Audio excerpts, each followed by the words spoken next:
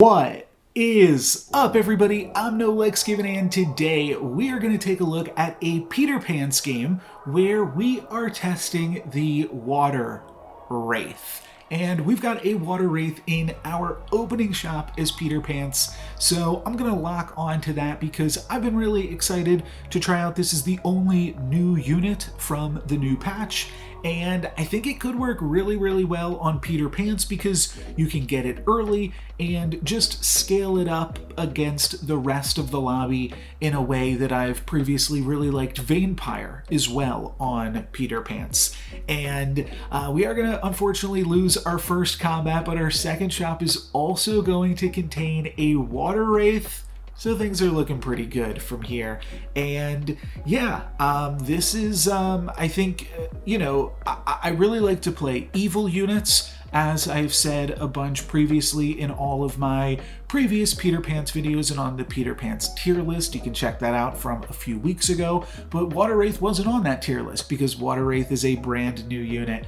So definitely have to try this one out so I can see where it kind of falls, and I think it's gonna fall pretty well. And we do get to make an interesting decision this turn because we've got the option of Prized Pig or Water Wraith to pick up on turn 3. And I probably should have purchased and sold the Crafty so that way I could have made use of that. And if I'm being totally honest, I probably just wanted to purchase Prized Pig here, and then I would have 7 gold to purchase a bunch of stuff next turn. I'd be able to buy 2 level 3 units, but hey, it's a Water Wraith video. We're gonna do some Water Wraith things, and luckily we get to still win against this opponent, though I guess that means I definitely would have appreciated the Prized Pig. We'll pick it up here though alongside with the Black Cat, and then we will talk a little bit about Water Wraith positioning. So it is important to get your Water Wraiths probably just in the middle 2 slots because you want to have as many units that could possibly die on both sides of your Water Wraith. And right now we are looking at the potential for 3 triggers on the first Water Wraith and then 2 triggers on the second one.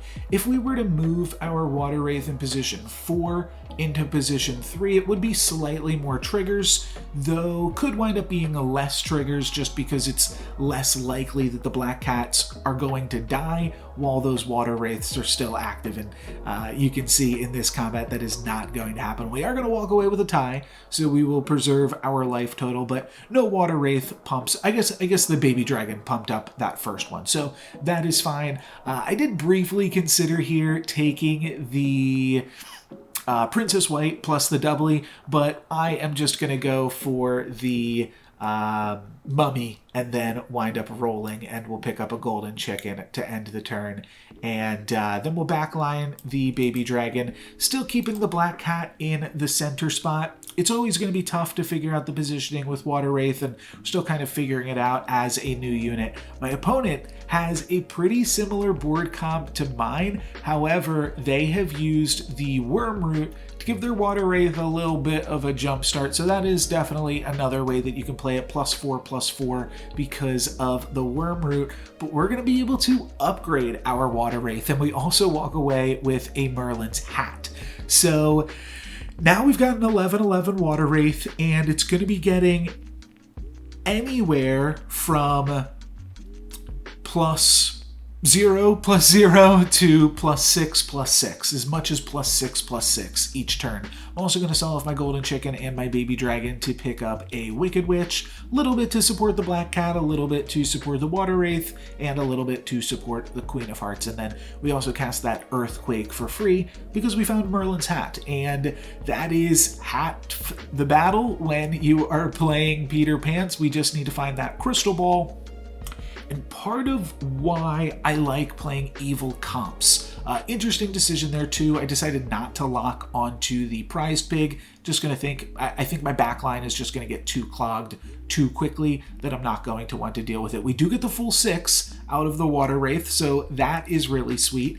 And you can see the triggers from the Black Cat that allowed it to grow a little bit actually helped it survive that turn because it ended the combat with exactly 6 health. You can see picking up another Wicked Witch, we already don't have room to play a prized pig on this board, and then I'm going to play a Spellweaver, and I'm going to Beauty's Influence the Queen of Hearts, so that way everything else is still evil for the Queen.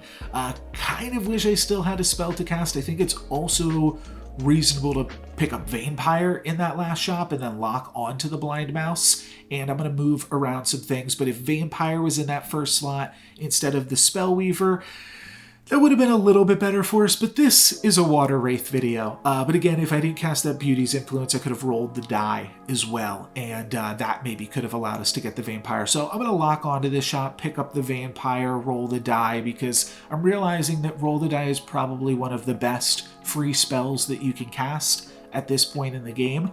But basically what I was getting at before is Water Wraith gives you so much early game power that we have a little bit more flexibility to really just go all out and pursue Hatball. And that's all you're doing when you play Peter Pants anyways, but it just gives you a little bit more strength to do so, and that's great. We will pick up a Mummy triple here, 2 mummies in the shop. Now we've got the option to pick up Treasure Map, and I don't like Ring of Revenge, I don't like Cursed Throne, not going to mess with either of those, and so this treasure is either going to be a skip or it's going to be Treasure Map, and we've got 2 blind mice already, so I kind of want to see if we can find the 3rd blind mouse.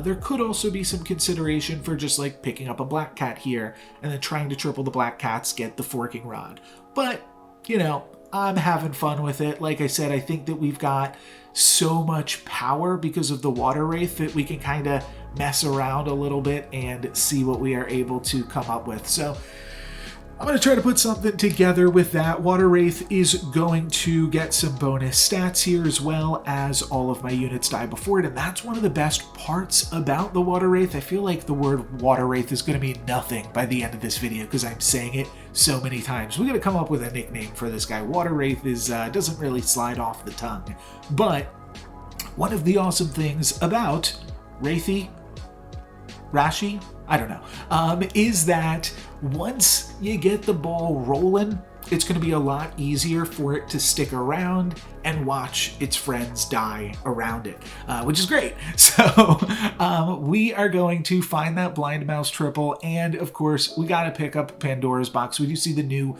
Mimic chest on tier 6 as well, but Pandora's box, I mean, there's really only one thing that we're looking for if we're being totally honest, and that is the Black Prism, but there are a few other things that could be fun.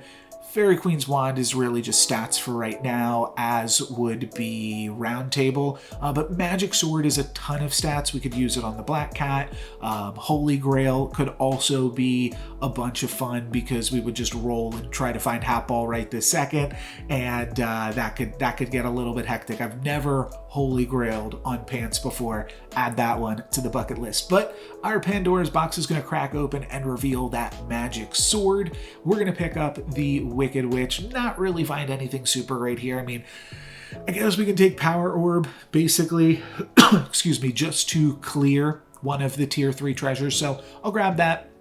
And then I'm going to move the Black Cat into the Magic Sword slot. We could use Polywoggle in the Magic Sword slot too, but I am just going to try to get to 103 Black Cats, and hopefully that's good enough. I'm thinking that we're pretty strong here. We could actually move back into Prize Pig, which isn't something that I typically do as Peter Pants, but I think that we're in an interesting position to do so. We're also potentially in a spot where we might want to pursue the Princess White and doubly action and try to find some more treasures that way, but I am just going to pick up another blind mouse when I see it because ultimately, I mean, we do still want to wind up in Hatball at the end of the day, so I'm going to try and see if I can make that happen. Black Cat takes out one of the Rotten Applewoods, and then the other one attacks into the Water Wraith, and we get a pretty commanding win there, 11 damage to Zelhua. Pick up Vampire, take a look for Ball, and we're going to find it, so goodbye Power Orb, and Now we're Hatball. So we are going to be able to cast a bunch of spells. I'll use True Love's Kiss on the Wicked Witch after thinking about it for a moment. And interestingly, we've got 3 different monsters, and I'm not sure which one to cast spells on. We find another monster off of the Mix-a-Wizzle. We find a, what's that called? Siren.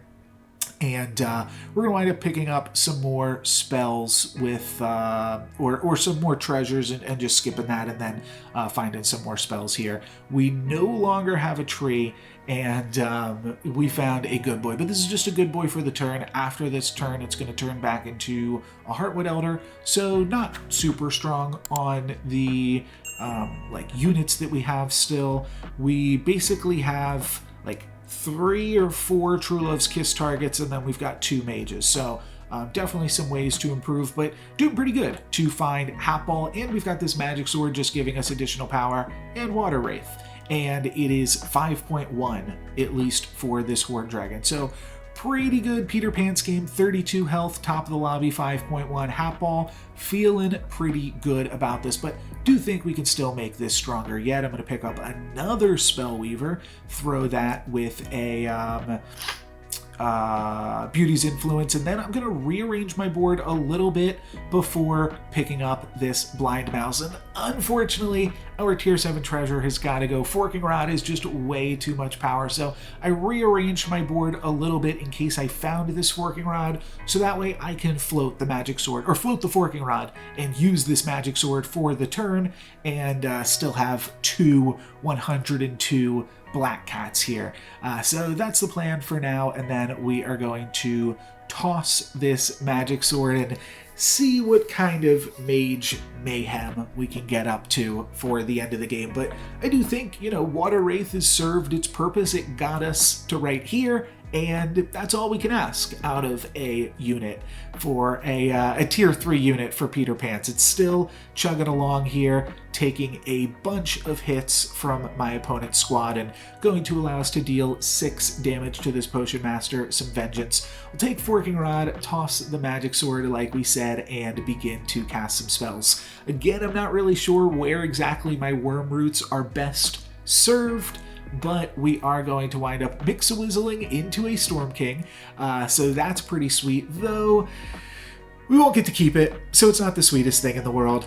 We just have a Storm King for this turn. It would be nice to be able to keep it. I'm going to cast a Beauty's Influence on the Water Wraith, and then that allows us to Shard of the Ice Queen it, and it's not like a unit that I super need to Shard of the Ice Queen, though Vampire is going to be able to grow just as fast as Water Wraith was able to. So super fine pickup there, and one of the reasons that we want to just start to turn some of our other units good is that way we can Mix-a-Wizzle them and then Shard them. So that way we just have multiple ways to lock in a Mix-a-Wizzle. And I would have even Mix-a-Wizzled or Sharded rather this Storm King this turn, given the possibility, just because it would give us an upgraded tier 6 unit, and because that is going to go back down to just a little tree there.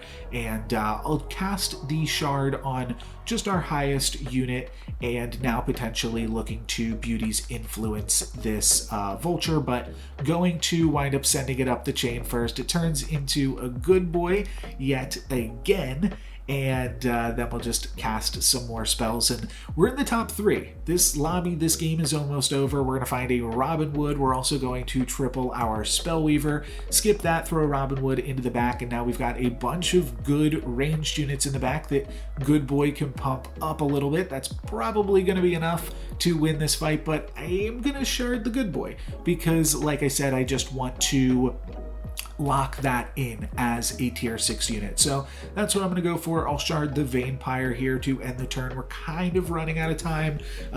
We had a Vampire go into the other thing, and Vampire going to Water Wraith and a Water Wraith going to Vampire, but we find a Spellweaver at the last second on this turn, and that is really, really good. We're going to keep that around for the rest of the game for sure, and a ranged Mage is definitely good. We're going to keep hatballing. We get a little bit unlucky rather, on this combat. If we could rewind it back, I think we get unlucky.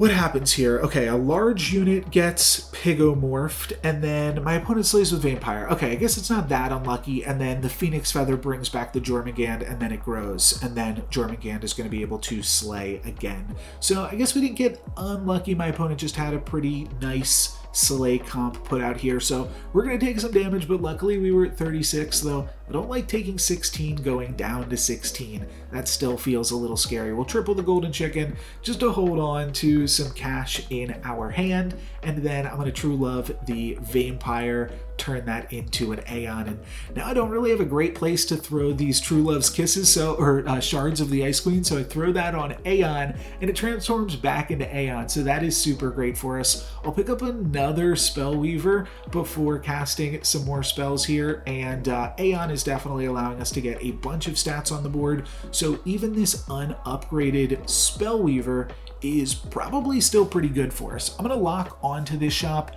rather than cast the Wizard's Familiar this turn, because I'm also interested in this Beauty's influence here, and think that we'll be able to cast a bunch of spells next turn. We're going to have a ton of gold this turn. We've got the doubled spinning gold because of Forking Rod. And then we're also sitting on those golden chickens. Wasn't super concerned with this fight, but I am super concerned about the clock, because there's no way we're going to get everything that we want to get done in time. I pick up the Wizard's Familiar, just skipping on this treasure. I'm going to immediately Mix-a-Wizzle the Wizard's Familiar, then Shard of the Ice Queen it, and the key thing here is we're just going for an upgraded tier 6 unit that can maybe do something funky. And I think we're going to find some a nice unit here. Gumblegore, just being a ranged unit, is going to be good, and then we are going to cast some more spells. I'll Beauty's Influence the Gumblegore, and I'll throw in this Spellweaver. It's pretty big. I'm also going to move Aeon to slot 4, because this is really, I'm going to roll past a few things here on this last turn, I think. True Love's Kiss on that, totally fine. But basically, I have no clue what I was going to say. Who knows? Enjoy this final turn. Oh, yeah, it's the final turn. So who really cares about Aeon? Who cares about Aeon at all when you're playing Peter Pants, really? I just want to maximize the amount of ranged units that I have. And we're up against a Tree Zelhua, but they haven't quite put it all together, and we're going to have enough ranged units to take them down. So that's going to be it for this one. A really dominating Mage performance from Peter Pants, to be totally honest. And a lot of that was due to the fact that we had that Water Wraith early on. That allowed us to pursue some funky things. We tried to find the Black Prism or Holy Grail or something, and I always go for that just because it is sweet content. Though maybe not the best strategy, but we did some nice things there with the Magic Sword. That definitely bought us some time, and then we were able to put together the Half Ball Fork, Peter Pants, Exodia, whole bunch of Spellweavers too.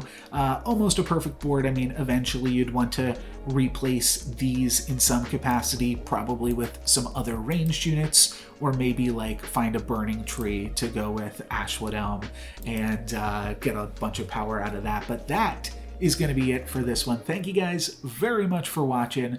I'm NoLucksGiven. Peace.